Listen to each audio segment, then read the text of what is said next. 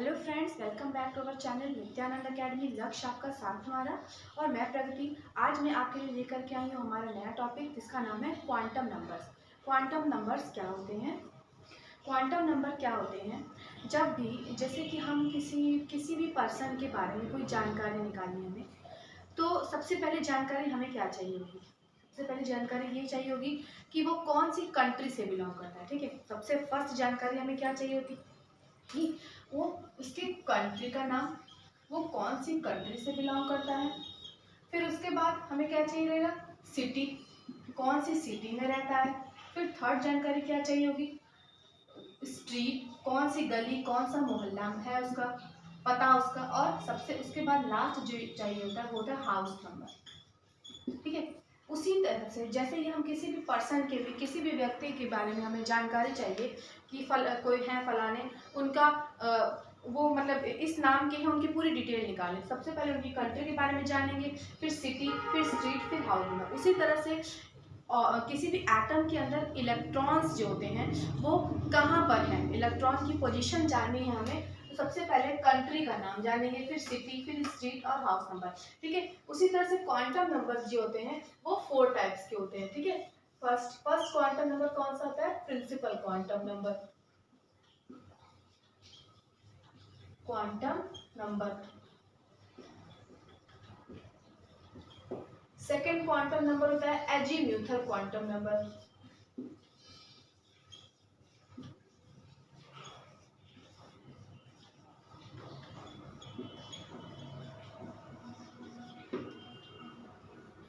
Third होता है magnetic quantum number.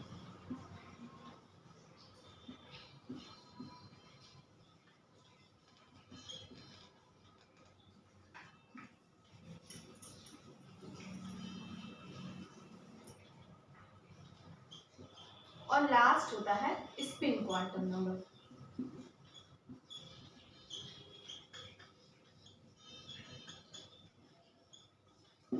ठीक है, तो सबसे पहले हम जानेंगे कि प्रिंसिपल क्वांटम नंबर क्या होता है। ठीक है, प्रिंसिपल क्वांटम नंबर को हम शो करते हैं एन से, एजीम्यूथल क्वांटम नंबर को एल से, मैग्नेटिक को एम से और स्पिन को एस से। ठीक है, सबसे पहले अब हम लोग जानेंगे what is principal quantum number.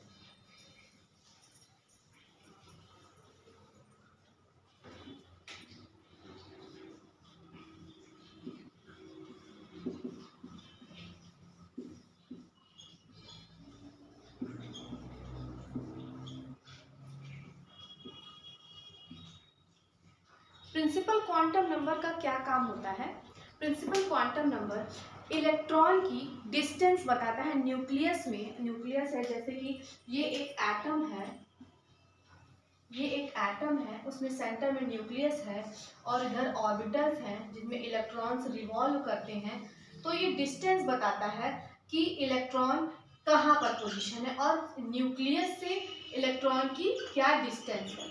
ठीक है, ये डिस्टेंस बताता है और कितनी एनर्जी उनको लग रही है वो बताता है। प्रिंसिपल क्वांटम नंबर क्या बताता है कि न्यूक्लियस से इलेक्ट्रॉन की कितनी दूरी है। ठीक है, ये तो जैसे जैसे जैसे ये होता है, ये के, एल, एम, मैं फिर से ड्रॉ कर देती हूँ।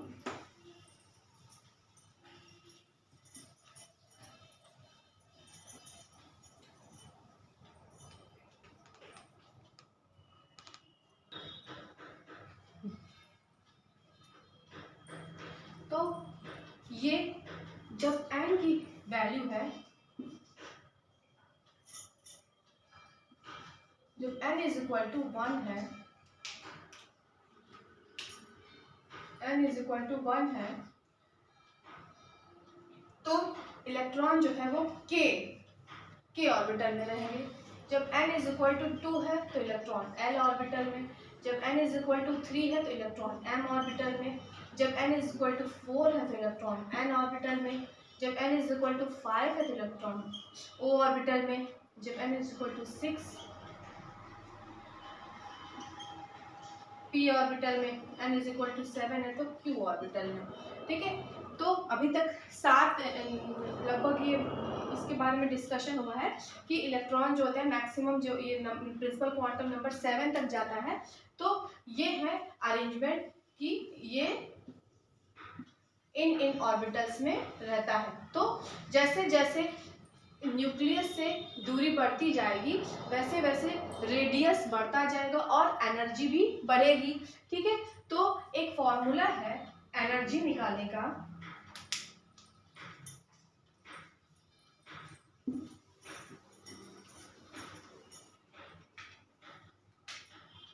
एनर्जी निकालने का फॉर्मूला है 313.3 upon n square kilo calorie पर मोल।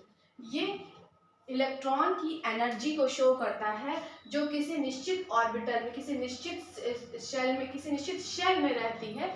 तो उसकी एनर्जी क्या होगी इस फॉर्मूले से हम निकाल सकते हैं। एक नेक्स्ट फॉर्मूला होता है रेडियस का।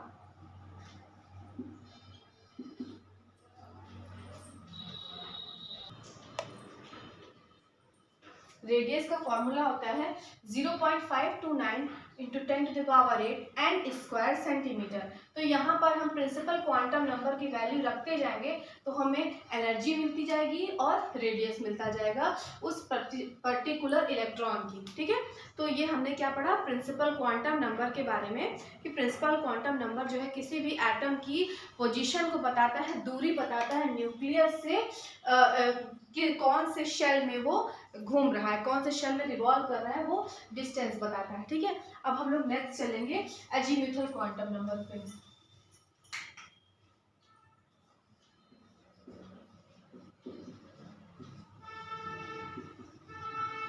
अजीमुथल क्वांटम नंबर को L से शो करते हैं।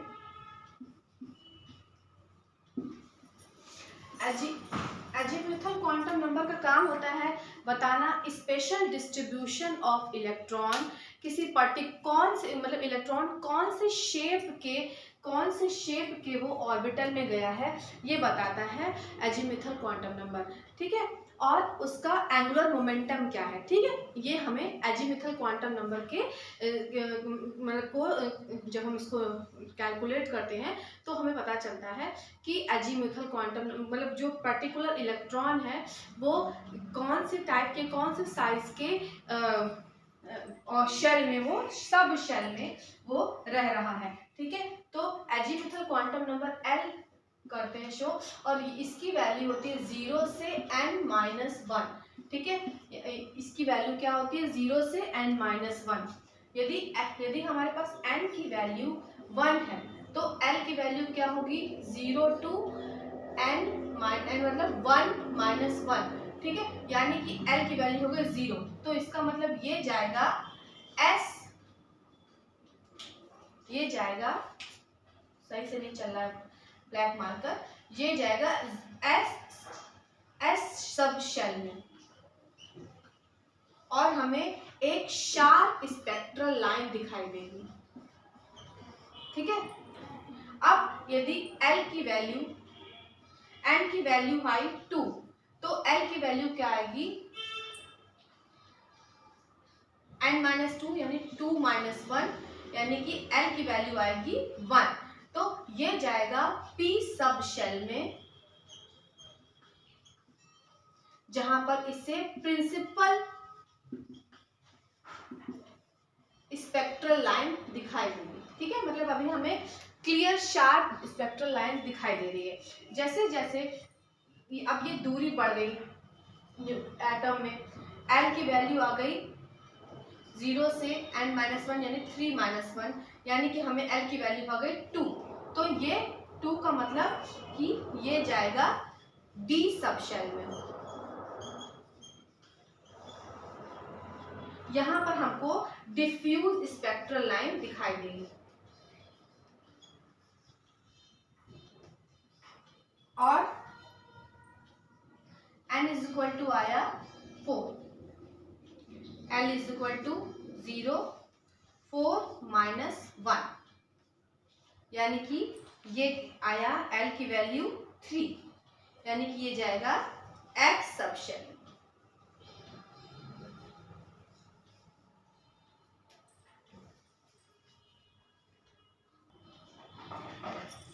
अब हमें जो स्पेक्ट्रल लाइन दिखाई देगी वो होगी फंडामेंटल। ये स्पेक्ट्रल लाइंस की मतलब किस टाइप की दिखती है वो बता रहा है। तो जब n की वैल्यू 1 थी, 0 आई, क्योंकि n की वैल्यू 1 थी, l की वैल्यू 0 हो गई तो हमें s सबशेल मिला। n की वैल्यू 2 थी तो 1 आई, l की वैल्यू p सबशेल मिला। इसी तरह से हमें l की वैल्यू मिलती गई, ठीक है। लेकिन एक चीज गौर करने की बात है कि यहाँ पर जैसे कि जब भी किसी एटम में एजीमुथल क्वांटम नंबर का मतलब वैल्यू सेम है, जैसे L1 आया लेकिन n की वैल्यू डिफरेंट है, जैसे कि हम जा रहे हैं 1s ऑर्बिटल में है या और 2s ऑर्बिटल है, ठीक है। यहाँ पर एजीमुथल क्वांटम नंबर जो है सेम है यानी कि 0 है, और प्रिंसिपल क्वांटम नंबर जो है यहाँ पर 1 है और यहाँ पर 2 है। तो यहाँ पर इस कंडीशन में क्या होगा कि जो ये ऑर्बिटल है, ये जो शेल है, शेल की सब शेल की साइज बढ़ती जाएगी, क्योंकि प्रिंसिपल क्वांटम नंबर जो है वो बड़ा हो रहा है, ठीक है।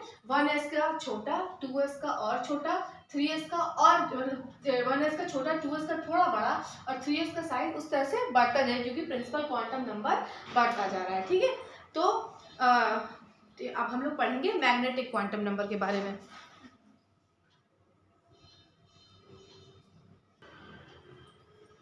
अब हम आएंगे पोजीशन, अब हमारा नेक्स्ट क्वांटम नंबर क्या है, प्रिंसिपल मैग्नेटिक क्वांटम नंबर, ठीक है। मैग्नेटिक क्वांटम नंबर क्या बताता है, अभी तो हमने पढ़ लिया प्रिंसिपल क्वांटम नंबर, मतलब कि हमने उस इलेक्ट्रॉन की सबसे पहले हमने पोजीशन पता कर ली कि वो ऑर्बिटल में के सब शेल में है कि के शेल में है कि एल शेल में है कि एम शेल में है कि फर्दर, ठीक है। फिर उसके बाद एजीमुथल क्वांटम नंबर से हमने पता कर लिया कि वो कौन से सब शेल में है, एस में है कि पी में है कि डी में है, ठीक है। अब हम मैग्नेटिक क्वांटम नंबर के बारे में, मैग्नेटिक क्वांटम नंबर से हमें ये ऑर्बिटल का, ये इलेक्ट्रॉन का ओरिएंटेशन पता चलता है, ठीक है। ओरिएंटेशन मतलब कि हर, जैसे कि हम कोई एक हमने बताया जब एजीमुथल क्वांटम नंबर पढ़ रहे थे तो एस सब शेल, जब हम एस सब शेल पर आए थे तो हमें एक शार्प स्पेक्ट्रल लाइन दिखाई दी थी, शार्प स्पेक्ट्रल लाइन दिखाई दी थी। अब इसी शार्प स्पेक्ट्रल लाइंस को और हम लोग जूम करते हैं, मतलब और उसके बारे में डिटेल पढ़ते हैं, तो उसमें हमें क्लोजली बहुत ही करीब कुछ स्पेक्ट्रल लाइन रहती है जो क्लोजली प्लेस्ड स्पेक्ट्रल लाइन मिलती है, क्लोजली प्लेस्ड स्पेक्ट्रल लाइन मिलती है, मतलब बहुत ही पास मतलब स्पेक्ट्रल लाइंस कई सारी मिलती हैं। इसका मतलब कि ये सब शेल जो होती हैं वो मतलब उनका अलग अलग तरीके का ओरिएंटेशन है, ठीक है। कहने का मतलब ये है कि जैसे कि एस सब शेल है, हाँ, जैसे कहने का मतलब ये है कि एजीमुथल क्वांटम नंबर एल जो होता है, एल ये तो n-0 से n-1 पर डिपेंड करता है, और m की जो वैल्यू होती है वो l पर डिपेंड करती है, 0 से 2l प्लस 1,